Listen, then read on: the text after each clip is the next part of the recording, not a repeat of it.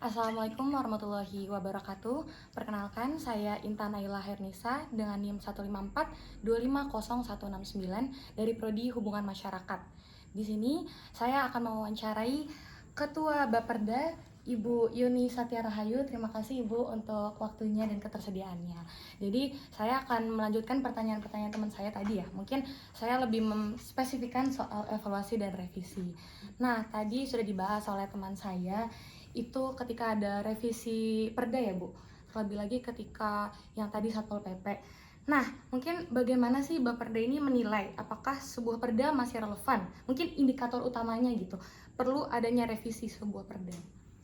Revisi perda itu biasanya kalau yang pertama, kalau itu sudah sangat lama begitu ya, tahunnya misalnya tahun yang sudah sangat lama sehingga kita merasa itu untuk direvisi, tidak, karena kita paham pasti tidak sesuai dengan kondisi masyarakat yang ada. Jadi ini kemudian yang kedua, biasanya ada kebijakan baru yang dibuat oleh pemerintah pusat sehingga kita harus menyesuaikan peraturan daerah yang sudah kita buat dengan kebijakan baru yang dibuat oleh pemerintah pusat.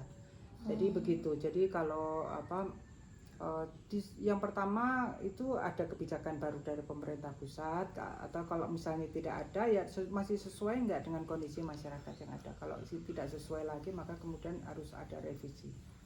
Begitu ya Ibu.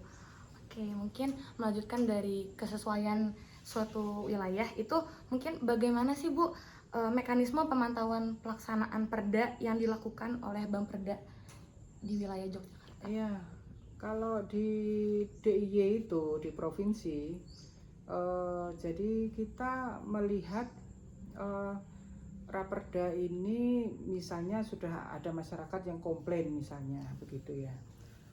Kalau kemudian masyarakat komplain ini perdanya kok nggak sesuai dan ini kayaknya perlu diperbarui, maka kemudian kita akan melakukan evaluasi.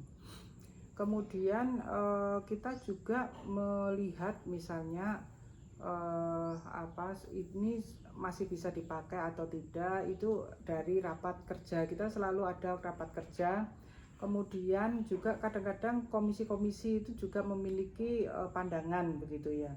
Ketika mereka bekerja itu berdasarkan satu peraturan daerah yang sudah ada, misalnya itu dianggap kok ini nggak sesuai lagi begitu ya, maka kemudian mereka melakukan perda pengawasan begitu atau revisi ya. Jadi misalnya kita ini banyak nih, sudah banyak bikin perda begitu, tapi eksekutif nggak banyak bikin peraturan gubernurnya.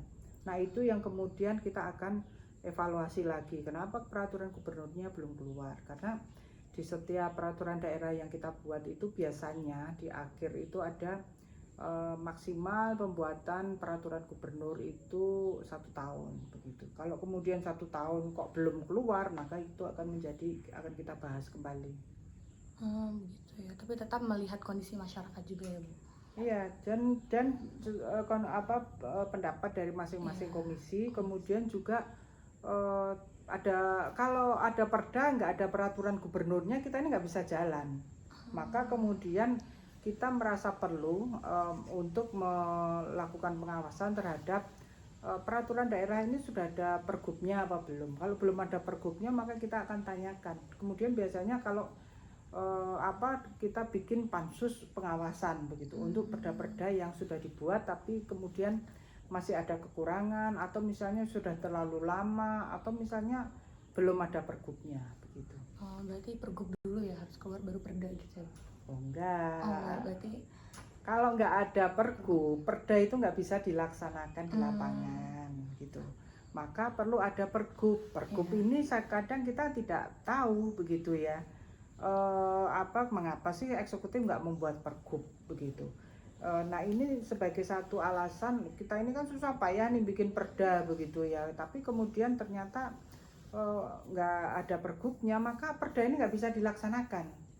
Misalnya kalau ada terkaitan misalnya ya, kita memaksa nih, misalnya ada peraturan daerah nomor 3 tahun 2024 itu tentang pemajuan dan pemberdayaan kelurahan dan kelurahan di DIY begitu ya.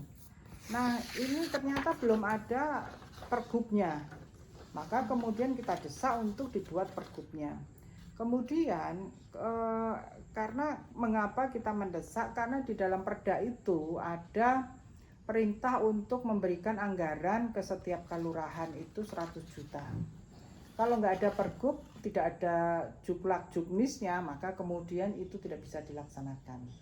Anggaran itu tidak bisa diberikan ke kelurahan se-Daerah Istimewa Yogyakarta. Baik, terima kasih ya Ibu. Yang terakhir mungkin ya, setelah evaluasi dilaksanakan untuk perda itu, kira-kira apa sih Bu langkah lanjutan yang biasanya diambil Bapperda? Ya, yang pertama kalau kemudian kita bikin pansus pengawasan. Ya, pansus pengawasan ini memastikan bahwa perda yang kita buat ini nantinya akan bisa dilaksanakan ke depannya. Yang kedua, mendorong eksekutif untuk segera membuat peraturan gubernurnya, begitu. Kemudian ada perubahan itu juga, kalau ada misalnya dari pemerintah pusat ada kebijakan atau peraturan baru begitu, maka ini kemudian akan ada pansus pengawasan atau pansus atau revisi terhadap peraturan daerah tersebut. Mungkin itu untuk pertanyaan terakhir kami pada hari ini. Terima kasih banyak Bu Yuni untuk waktunya. Sama-sama. Dan pengetahuannya untuk kami sangat berharga, jujur. Mungkin kurang lebihnya mohon maaf. Wassalamualaikum warahmatullahi wabarakatuh. Waalaikumsalam.